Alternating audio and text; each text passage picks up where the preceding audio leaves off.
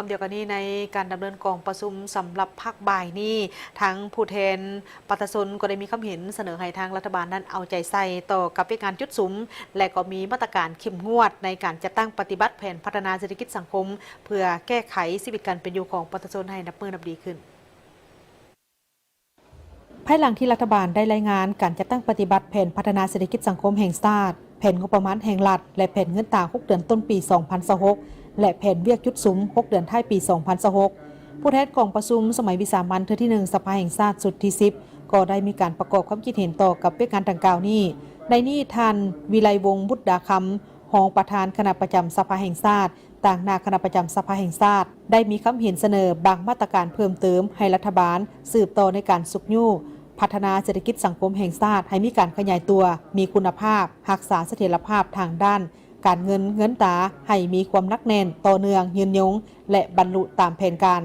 สืบต่อสุกยู่ส่งเสริมการลงทุนทางภายในและต่างประเทศสืบต่อพัฒนาแขนงการที่เป็นท่าแห้งสืบต่อคุ้มครองและติดตามกวดกาแขนงแห่ธาตุให้เข้มงวดเด็ดขาดท่ามกลางที่สภาพการผักพื้นและสากลยังสืบต่อมีการพันเปไปอย่างซับซ้อนและแข่งหอนการแข่งขันทางด้านการค้ากำลังทวีคูณเป็นต้นการเพิ่มขึ้นของราคาน้ำมันเสือไฟภัยพิบัติทางธรรมชาติได้ส่งผลกระทบต่อเศรษฐกิจของโลกและสิ่งท้าทายต่อการจัดตั้งปฏิบัติแผนพัฒนาเศรษฐกิจสังคมแห่งชาติ6 เดือนต้นปีของประเทศพวกเราแต่ย้อนความพยายามของรัฐบาลการติดตามกวดกาสุกยู่ของสภาแห่งชาติและการร่วมมือของทุกภาคส่วนในสังคมประเทศพวกเรายังสืบต่อปฏิบัติได้เสถียรภาพทางด้านการเมืองความสงบของสังคมการพัฒนาเศรษฐกิจสังคมมีการขยายตัวต่อเนื่องการเติบโตเศรษฐกิจ GDP บรรลุ 5%พร้อมนี้ยังมีบรรดาสมาชิกสภาแห่งชาติหลายท่านก็ได้มีคำเสนอให้รัฐบาลกวดกาคืนปัญหาการสดเซยคืนให้ประชาชนในโครงการต่างๆการแก้ไขกลุ่มแก๊ง call center สืบต่อปฏิบัตินโยบายรักษาเสถียรภาพทางด้านเงินตรานำเข้าเงินตราจากการลงทุนและการส่งออกสินค้าสุ่มไส้ก่อสร้างและบูรณะซ่อมแปลงทางให้ได้มาตรฐานและสามารถนำไส้ได้ปกติทบทวนคืนและมีระบบกลไกในการสร้างไหลหับทั้งกงให้แก่ประเทศชาติเอาใจใส่ปฏิบัติคาดหมายที่ยังมีความคืบหน้าหน่อยของแขนงการศึกษาและสาธารณสุขให้บรรลุตามแผนก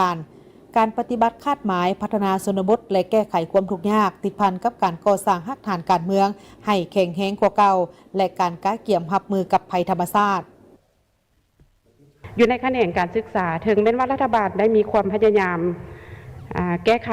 แต่ก็ยังเห็นว่าบางด้านยังมีอันซักซ้าเป็นต้นเมน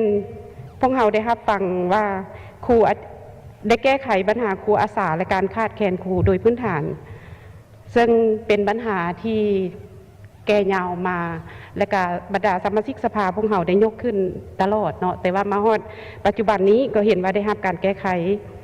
ปัญหาครูอาสาโดยพื้นฐานและการบรรจุครูทดแทนตามจำนวนครูที่สูญเสียได้ส่วนใดส่วนหนึ่งแต่ข้าพเจ้ายังเห็นว่ายังบ่ทันแก้ไขได้อย่างขาดตัวการแก้ไขอัตราแลกเปลี่ยนและเงินเฟ้ออันนี้ถือว่าก็ยังเป็นจุดที่สำคัญเนาะถือว่าคาดบ่ได้ที่สุดอันนี้จะต้องได้คำหนึ่งถึงเป็นยังจึงว่านั้นเนาะถึงว่าความเป็นจริงอยู่ในข้อจำ1 จำ 5เนาะจะวางแผนการผลิตและการส่งออกดีปันได้ก็ตามเนาะแต่ถ้าหากว่าค่าเงินกีบอย่างคงพันพวนและเงินเฟ้ออย่างสูงอันนั้นเนาะต้นทุนการผลิตของภาคส่วนบ่ว่าจะเป็นปุ๋ยหรือว่าพืชต่างๆอันนี้เนาะก็ถือว่าจะมีผลกระทบมาแหละต่อผู้ประกอบการก็ดีอันนี้นี่เห็นแล้วได้จึงเห็นให้การแก้ไขปัญหาดังกล่าวนี้